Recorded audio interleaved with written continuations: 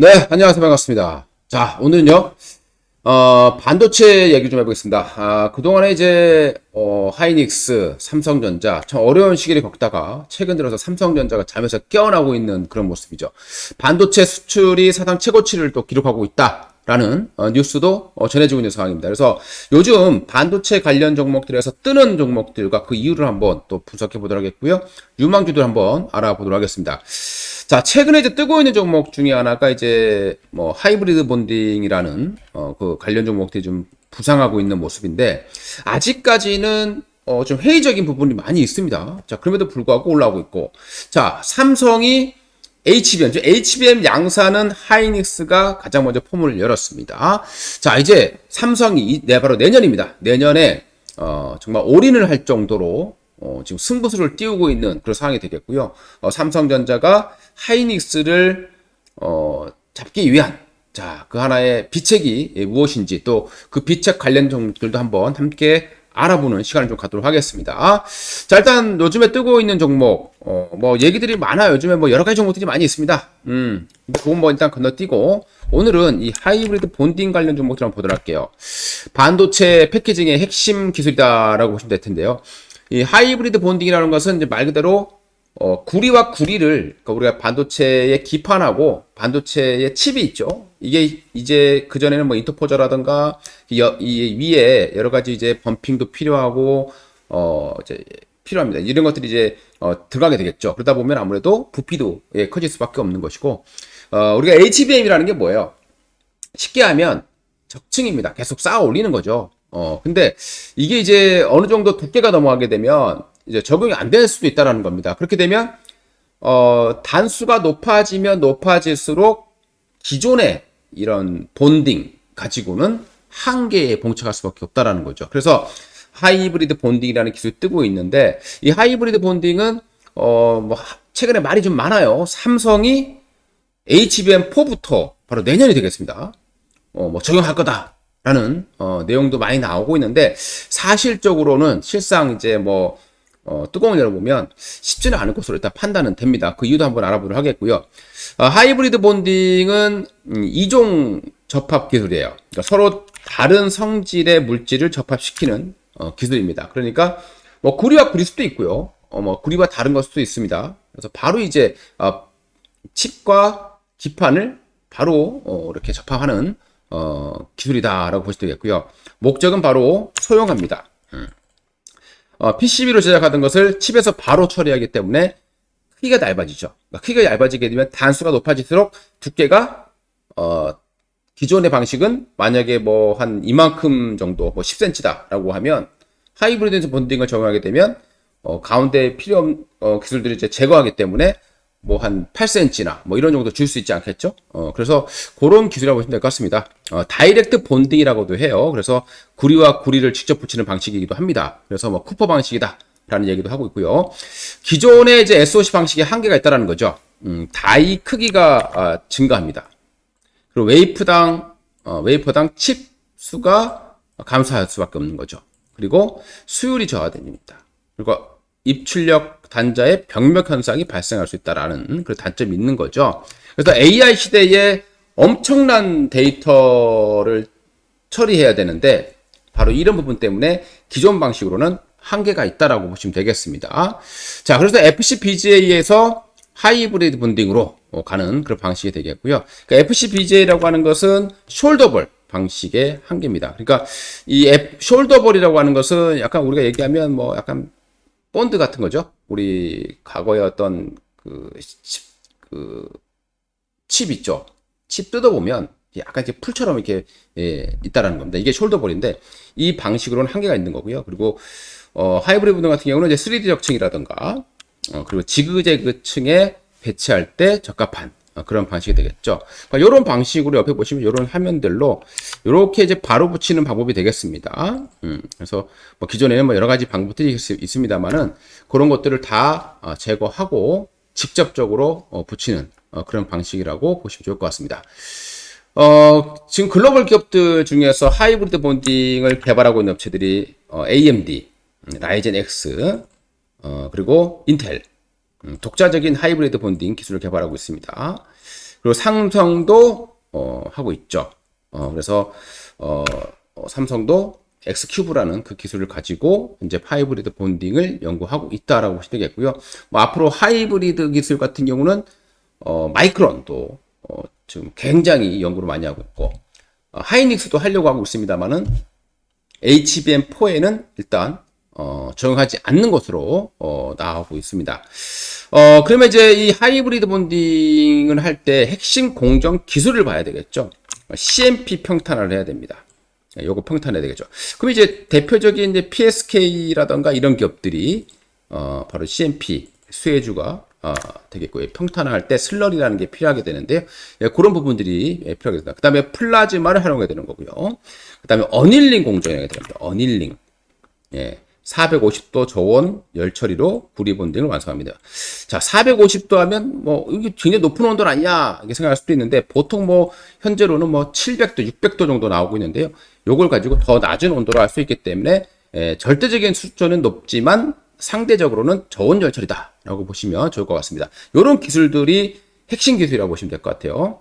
자, 그리고 패키징 업체들, OSAT 그리고 종합반도체 뭐 이런 기업들도 있겠습니다.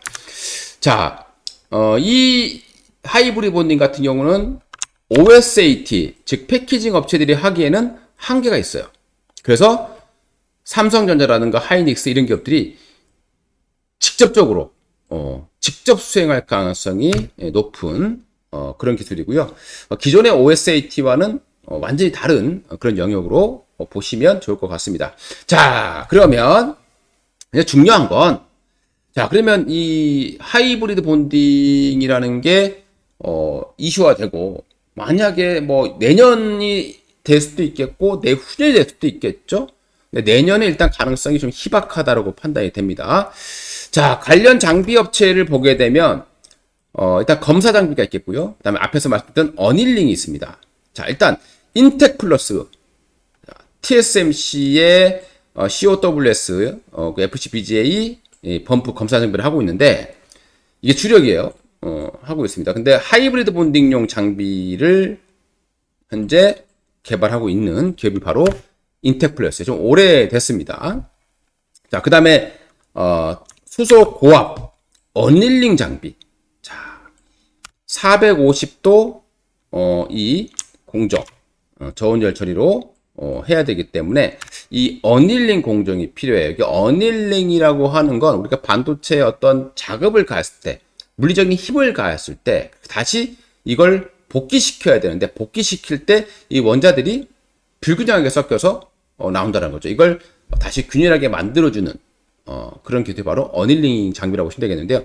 이 수소로 사용한 고압 어닐링 장비 전문 업체가 바로 HPSP입니다. 최근에 주가가 좀 많이 조정을 받았는데 이 업체가 바로 450도 저온 기술 보유를 하고 있습니다. HPSP. 잠시 후 차트도 한번 보면서 설명을 드려볼게요. 자, 그리고 장비 업체들도 있어요. 하이브리드 본딩용 장비. 현재 우리 TC 본더라는 거죠. 열 압착 방식인데요. 우리가 이제 뭐 다리미로 이렇게 그 다리에서 붙이듯이 열을 가해서 현재 본딩을 하고 있는데 이 장비는 현재 거의 한미반도체가 거의 독점적으로 납품하고 있죠. 그래서 여기에 이제 최근에 하이닉스의 하나 세미텍이 좀 납품을 시작을 했습니다. 그러다 보니까 한미반도체와 하이닉스가 여러 가지 다툼을 많이 하는 그런 상황도 발생한 적이 있었습니다.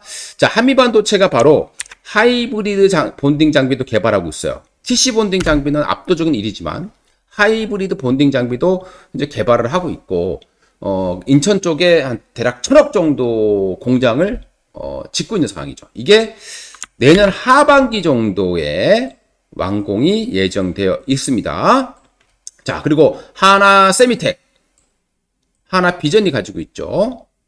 그리고 이 하나 세미텍 같은 경우에 2026년 하이브리드 본딩 장비가 이제 출시될 것으로 전망이 됩니다. 뭐 그 전에 원래 이 하나 세미텍 같은 경우는 하이브리드 본딩 장비를 2022년도에 이미 개발을 했었습니다. 근데 이제 적용되지는 못하고 있는 상황이고요. 하이닉스의 TC 본드 공급도 하고 있습니다. 그래서 하이닉스 같은 경우에 향후에 하이브리드 본딩 HBM4에는 적용하지 않았지만 그 이후 HBM4에서도 우리가 이제 12단이 있고 16단이 있고 20단이 있을 겁니다. 20단 이후부터는 이 하이브리드 본딩이 필수가 될 가능성이 높은 거죠. 그래서 그걸 대비하기 위해서 바로 하이닉스가 이 하나 세미텍도 공급망에 집어넣고 있다라고 보시면 되겠습니다. 자, 그리고 뭐 파키치 스탠즈라는 업체가 있는데요. 이 업체는 이제 미세화 테스트 필수 장비이기 때문에 뭐 반도체 전반적인 수혜가 되겠죠. 자, 그러면 우리가 이제 여기서 이제 봐야 될 부분. 자, 하이브리드 본딩 장비가 아쉽게도 최근에 주가는 뜨고 있는데 바로 적용이 안 되고 있다는 게 문제예요. 그러면 하이닉스의 HBM4 하이브리드 본딩 장비는 현재 미적용되어 있는 걸로 알려지고 있고요. 삼성전자가 HBM4부터 하이브리드 장비, 그러니까 하이브리드 기술을 적용할 것이다라는 얘기들이 많이 있지만 실질적으로 바로 적용하지 못할 걸로 판단되고요. 뭐 투트랙으로 갈까라는 얘기들이 많이 있습니다. 그러니까 20단부터 필수로 적용될 것이다 라는 얘기 많이 있는 거죠. 원래는 16단부터 적용이 됐어야 되는데 왜 못 되고 있느냐? 안 되고 있는 거죠. 그 이유를 보게 되면 여기에 있어요. 부피. 그러니까 HBM에 대한 규격이 있을 거예요. 표준 규격이 있는데 그게 좀 완화됐다라는 거죠. 크기가 원래는 한 10cm로 해야 된다라는 게 그 기존이었다라면 이거를 그대로 유지해 주는 거죠. 만약에 공정이 쫙 더 단수를 쌓아 올리게 되면 높이가 더 높아질 수밖에 없겠죠. 그 높아진 만큼 표준을 만들어 주는 거죠. 근데 그 표준을 완화시켜 주는 것은 아무래도 높아도 되겠다. 조금 더 높아져도 상관이 없다라는 겁니다. 근데 만약에 이게 표준이 단수가 높아지게 되면 적용되는 그 센티미터를 보더라도 만약에 16단에 10cm다라고 했을 때요. 만약입니다. 20단이 되면 10cm로 유지를 해야 된다라고 표준이 정해지게 되면 이때는 다른 기술을 적용해서 즉 이런 하이브리드 본딩이라던가 이런 기술을 이용해서 단수를 똑같은 높이에서 적용해야 되겠죠. 근데 그걸 완화됐다라고 하는 것은 이 미세 그러니까 하이브리드 본딩의 필요성이 당장은 크지 않다라고 보시면 좋을 것 같아요. 그러니까 일단은 수익성이죠. 돈이 돼야 됩니다. 근데 장비가 현재 가격 대비해서 두세 배 정도 높고요. 그리고 부피가 커요. 기존 거보다. 그렇기 때문에 공장을 더 늘려야 되는 상황이 발생할 수 있는데 그러면 돈을 더 많이 들어가게 되겠죠. 그러면 만약에 이게 반드시 지금 뭐 규격에서 필요해서 이 표준에 맞추기 위해서 반드시 필요하다라고 하면 비싸더라도 활용을 해야 되겠습니다. 근데 이게 완화되어 있기 때문에 당장 적용하지 않는 것으로 보시면 좋을 것 같습니다. 그러니까 이 표준 두께 완화라는 것 때문에 일단 가장 걸림돌이 되고 있다고 볼 되겠죠. 근데 이게 20단부터는 이제 더 이상 이거를 미루기 어려울 것 같다라고 판단이 되고요. 20단부터 바로 이 하이브리드 본딩 장비가 필수로 적용될 가능성이 높다라고 판단해 보시면 좋을 것 같습니다. 자, 20단 같은 경우는 일단 2027년 정도 예상이 되고 있습니다. 자, 그러면 삼성이 HBM4를 하이닉스의 기술을 따라잡기 위해서 뭔가를 자기만의 기술을 좀 만들어내야 되겠죠. 그래서 지금 바로 삼성전자가 승부수를 띄우고 있는 것이 바로 일시 D램이에요. 그러니까 삼성전자 HBM4부터 일시 D램 이거를 적용한다라고 하는데요. 요 PRA라는 게 있는데 이게 이제 양산 사전 승인 절차라고 보시면 좋을 것 같습니다. 자, 그래서 삼성전자의 HBM4 역전 비책으로 알려지고 있습니다. 일시 D램이라고 하는 것은 이제 10나노급 6세대 D램이에요. 그 1B 같은 경우는 이제 5세대가 되겠고요. 그 하이닉스하고 마이크론 같은 경우에는 이 1B를 그대로 사용하는 것으로 알려지고 있습니다. 그래서 삼성전자가 HBM4에 바로 이 1C, 1B를 건너뛰고 1C로 가는 그런 전략을 선택하고 있는 것으로 보시면 되겠습니다. 그러니까 HBM이 4로 갈수록 고용량 적층을 해야 돼요. 그리고 고대역폭도 지원을 해줘야 됩니다. 그래서 하이닉스 HBM4 같은 경우에는 인터페이스 폭이 2048비트로서 기존의 2배, 그리고 채널 수가 32개, 기존 2배에서 2배죠. 그리고 스택당의 용량 64GB로 기존 대비해서 2배가 되겠습니다. 자, 이 정도로 이제 해줘야 되는 거죠. 그래서 삼성전자가 이걸 더 빠르게 하기 위해서 바로 일시 D램이라는 것을 바로 적용할 것으로 전망이 되고 있습니다. 자, 그렇기 때문에 우리는 이제 바로 이 일시 D램, 삼성전자의 새로운 비책, 이 일시 D램과 관련한 종목들도 계속 눈여겨서 보셔야 되는데요. 일시 D램이 적용됐을 때 핵심 기술이 뭐냐? 제가 보기엔 일단 첫 번째는 EUV 리소그래피입니다. 이거 필수가 되는 거죠, 이젠. 그래서 관련 종목으로서 FST, 예, 그리고 SNS텍 되겠고요. 그 다음에 이제 HKMG라고 있습니다. 하이K 메탈 게이트라는 건데요. 요거는 이제 뭐 이렇게 생겼어요. 기존의 구조가 폴리실리콘, 예, 이걸 이제 메탈로 바꾸는 거예요. 그렇게 되면 메탈로 바꾸게 됨으로써 누설 전류라는 것들을 좀 차단할 수 있는 그런 기술로 알려지고 있는 거죠. 미세 패턴이 더더욱 더 중요해지는 순간에서 필요한 기술이라고 보시면 좋을 것 같습니다. 그래서 HKMG, 하이K 메탈 게이트. 자, 요 기술 관련돼서 소재를, 전구체를 만들고 있는 업체가 바로 DNF라는 기업이죠. 네. 그리고 MOR이라고 있습니다. MOR. 금속 산화물 레지스트입니다. 자, MOR은 이제 차세대 포토 레지스트입니다. 기존의 EUV PR을 대체하게 되고요. 3나노급 이하 미세 공정에 필수로 작용될 것으로 판단되는데, 삼성이 바로 이걸 적용한다라고 보시면 되겠습니다. 자, 그래서 요 소재는 대부분 이제 일본이 공급하고 있는 것으로 알려지고 있는데요.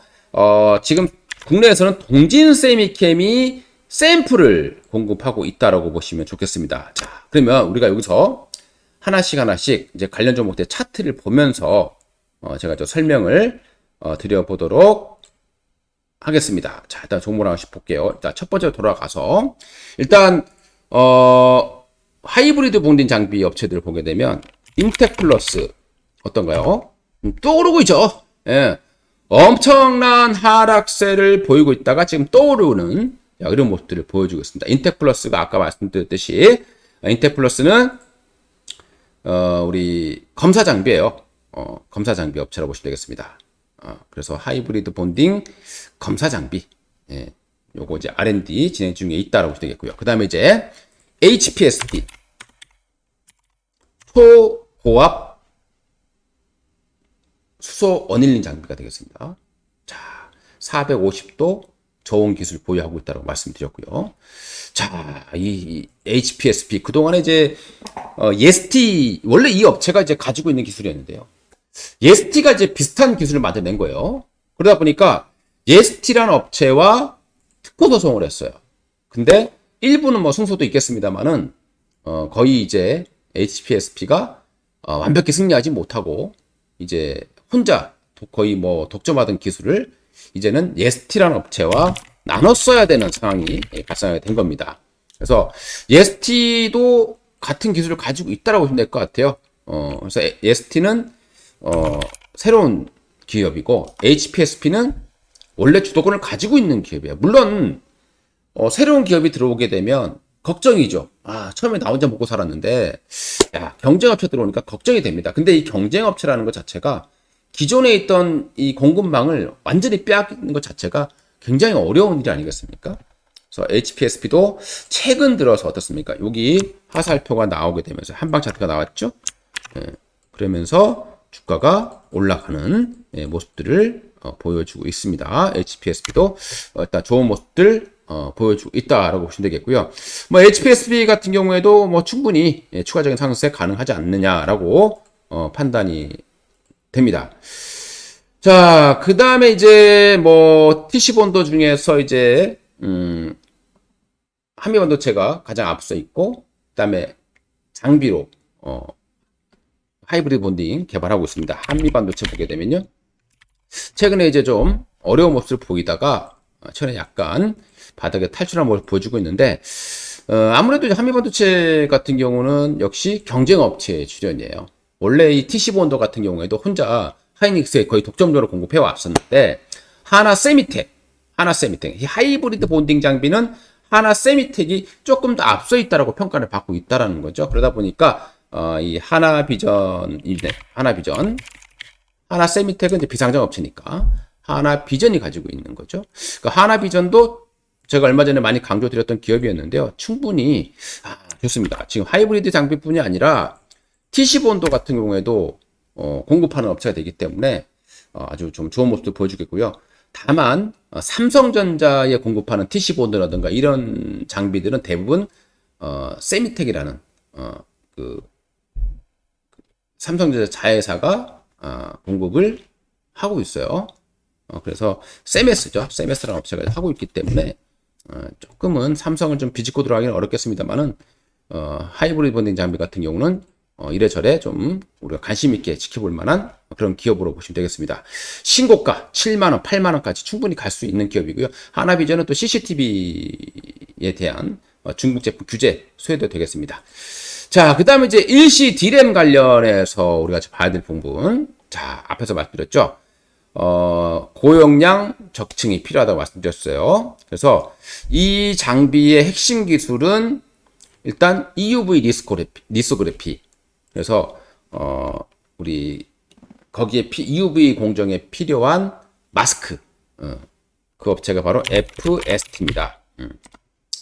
근데 최근에 좀 많이 올랐기 때문에 바로 추격 매수하기는 좀 부담되는 자리입니다. 그러니까 이제 주식이라는 건 그런 거예요.